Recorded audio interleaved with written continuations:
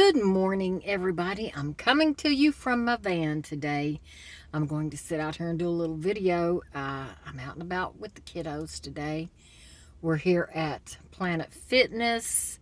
I won't be walking the treadmill today. I thought I'd sit out here and do a video while they go work out since it has cooled off. And by cooled off, I mean in the mid-70s, and it's only supposed to be in the mid-70s today.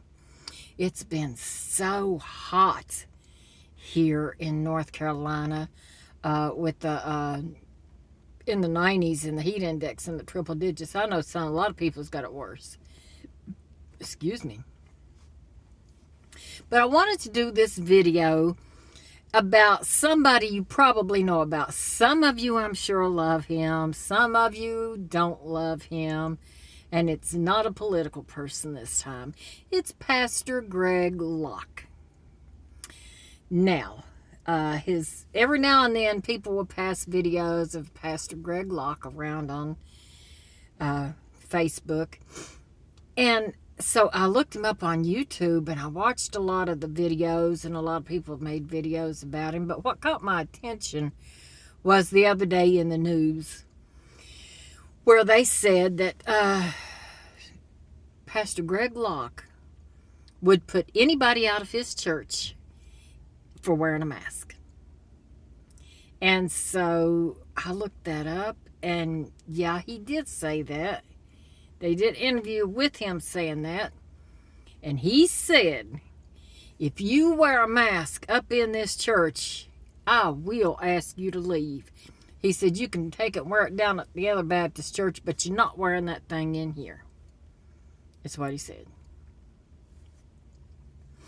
Now, and he seemed angry while he was saying it too. In a lot of his videos, he sounds very angry.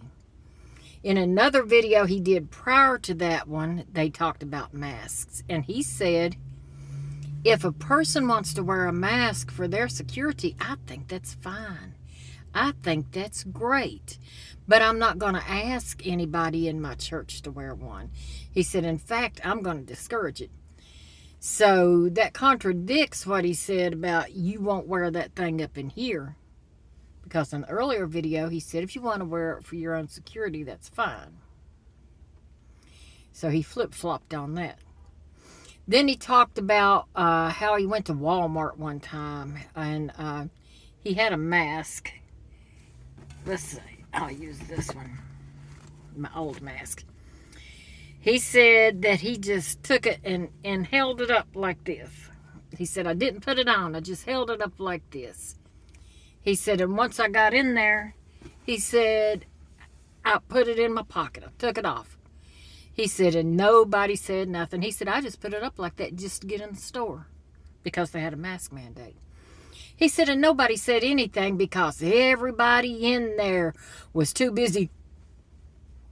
I'm wearing a mask. I'm obeying. And he actually did that. I said to myself, this is not a Christian man. He's making fun of people that are obeying the law. How can you do that? You're a preacher. How can you make fun of law-abiding citizens and not think anything about the people who are breaking the law? I mean, how can you do that? I know people are going to say, well, a mandate's not a law, but close enough. If you do not wear that mask and they ask you to, you have no business on that property. And he was very angry about having to wear that mask into Walmart. Then he said he went into Dunkin Donuts. I think it was Dunkin Donuts. Yeah, I think it was Dunkin Donuts. Anyway, he went in there to get him 2 coffees, 7 creamers, 5 sugars. He pointed that out more than once in the video. And he said he goes in there twice a day. And he just ranted and raved because he said he went in there. He was in his car when he was saying this. And he had just gone in there. And he said the manager came out front. And the manager told him, the next time you come in here, you need to have a mask on. And he said he told that manager, I come in here every day, twice a day, to get my 2 coffees, 7 creams, 5 sugars. He said, and nobody's ever said anything, and I never wear a mask. And said the manager told him, you will have to wear a mask the next time you come in here. And said he went over to the door. No, he went over to the door to leave.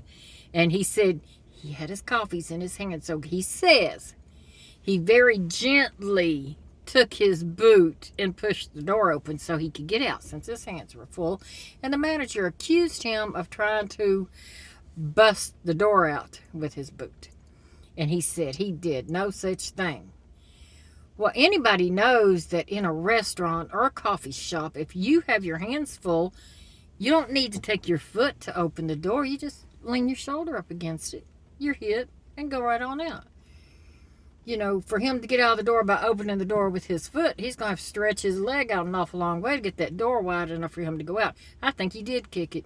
I think he did, and I think he kicked it probably harder than he meant to, but he won't admit to that. So the manager told him that next time you come in here, you have to have a mask. And he said he told that manager, I'm coming back in here, and I'll be here at 5 o'clock today, and I'm going to get my 2 coffees, 7 creams, and 5 sugars. He said, and I'm not going to have on a mask either. I'm not going to wear it. And the manager says, well, I'll be sure that I'm on duty, and I'll be here. And if you don't have that mask on, you're not coming in. So Greg Locke was just going on and on and on about that. He was pissed. And then he says, I don't know if my wife is going to let me go back at 5 o'clock, though. So in other words, no, he wasn't going back at 5 o'clock. He wasn't going back because he knew damn well he was going to have that mask on. They did an interview with him. Another one, of course, I think this is still the same one when they was talking about masks. And they was talking about the mask mandate. They was talking about the pandemic. And Greg Locke said, the pandemic is a hoax. And the woman said, what do you mean the pandemic is a hoax? He said, the pandemic is a hoax. It's not real. He said, COVID is real, but the pandemic is not real. It's a hoax. She said, well, what do you think a pandemic is? And he said, I'm 44 years old, and in all my life, we've never had a pandemic, and this ain't one. Well, how does he know if he's never experienced one? He needs to pick up a book and read about pandemics. He also needs to pick up that Bible a little bit more to be the preacher that he is and learn about tolerance and love and acceptance and judge not. You know, I can't believe if a member of the congregation wants to go into that church with a mask that he's actually going to ask him to leave. Why? Because they won't obey him. He says no mask. So if they don't obey him, he don't want them there. In almost every video I've seen him in, he appears to be extremely angry. He will talk so fast. You can tell he's a double talker. He will talk so fast. And then when he's in the church, I saw some clips from him in church. He speaks about Donald Trump all the time. Donald Trump, the masks, and COVID. He said in a sermon, he promised Donald, because he said he felt it in his heart, that Donald Trump would be back in office, that he would be elected president. He was not leaving that White House, and he's what this country needs. And he goes on and on and on. And somebody in a video brought up, well, what about the Johnson Amendment? You know, why doesn't Pastor Greg Locke go by the Johnson Amendment? And the Johnson Amendment is where the preachers of churches and such are not supposed to, they're supposed to remain neutral inside their church. They're not supposed to take sides. They're not supposed to convince you one way or the other. Politics, in other words, you're not really supposed to discuss in church. He'd spend his time better as being a preacher, as talking about the Bible and such in the church, instead of talking about politics and Donald Trump. To me, that doesn't make any sense.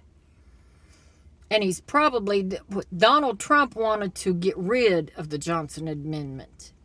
But he didn't. He didn't get rid of it. So the Johnson Amendment is still there.